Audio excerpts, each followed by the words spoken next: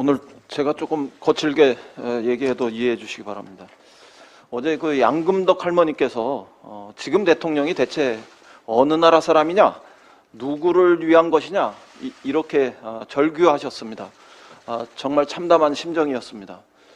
해법이라는 주장은 한마디로 궤변이고 제2차 경술국치, 을사능약이라는 표현이 더 정확할 것 같습니다.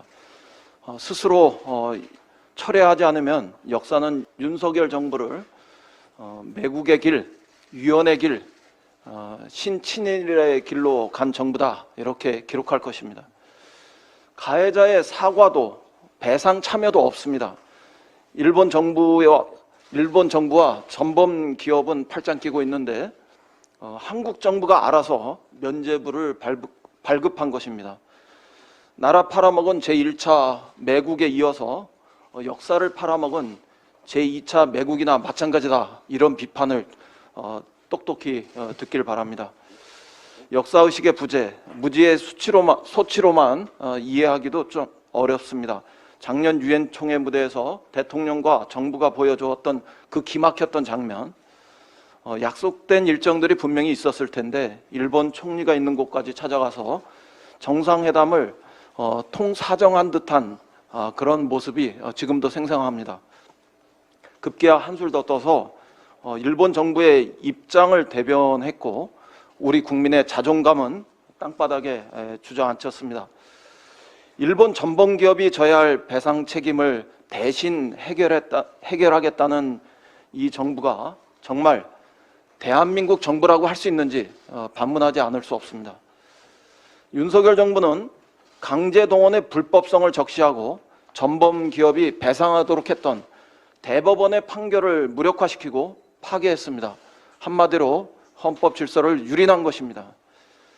삼권 분립의 민주주의 정신을 위배했고 사법주권, 우리 국가주권의 중요한 영역을 명백하게 침해했습니다.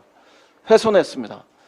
강제동원은 청구권 협정 적용 대상이 아니고 따라서 한국이 받은 무상 3억 불도 강제동원과는 무관하다는 것이 대법원 판결의 정신이었습니다. 가해 기업을 대신해서 수혜 기업이 판결금과 또 지연 이자를 내라는 것은 윤석열 정부가 일방적으로 사법부 판결을 뒤집은 것이다, 저는 이렇게 규정합니다. 삼권 분립을 위배하면서 강제동원 피해자 소송 판결을 지연시켰던 박근혜 청와대와 또 양승태 대법원의 재판 거래의 그 결말이 어디로 갔었는지 똑똑히 기억하기 바랍니다.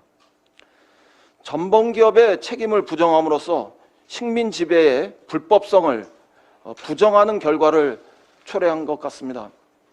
일본의 식민 지배가 합법이라는 이런 주장을 하는 것이 아니라면 주권 국가로서는 절대로 있을 수 없는 일이라고 저는 생각합니다. 게다가 일본은 수년째 국제사회를 무대로 강제 노동은 없었다는 여론전을 끈질기게 펼쳐온 바 있습니다.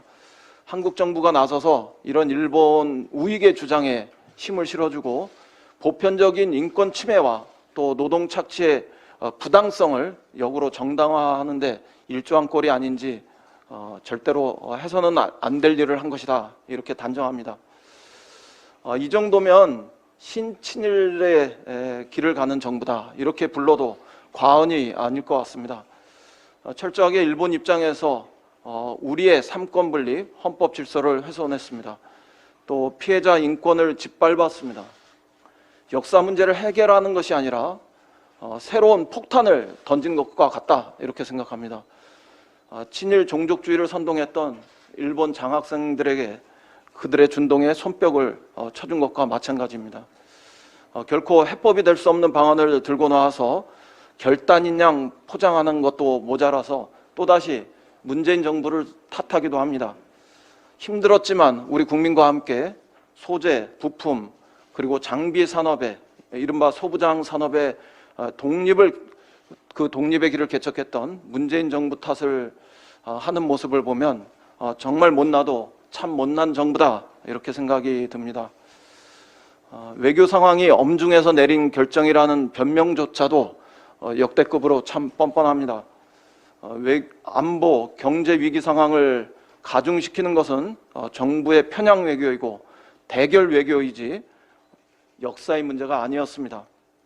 정부의 해법이라는 게 실상은 한미일 군사동맹을 추진하는 미국과 일본의 이익에 발맞춰서 역사 문제점은 언제나 버려버릴 수 있다는 것 아닌지 의심스럽습니다. 설상가상으로 다음 주부터는 한미연합훈련, 한미일 훈련이 시작된다고 합니다. 정부가 강제동원 피해자 해법의 정당성을 한치라도 더 주장하고 싶다면 당장 다음 주부터 한반도 정세가 최악의 상황으로 또 긴장으로 치닫는 것을 막기 위해서 어떤 노력을 할 것인지부터 정부는 그 입장을 분명히 밝혀야 할 것입니다.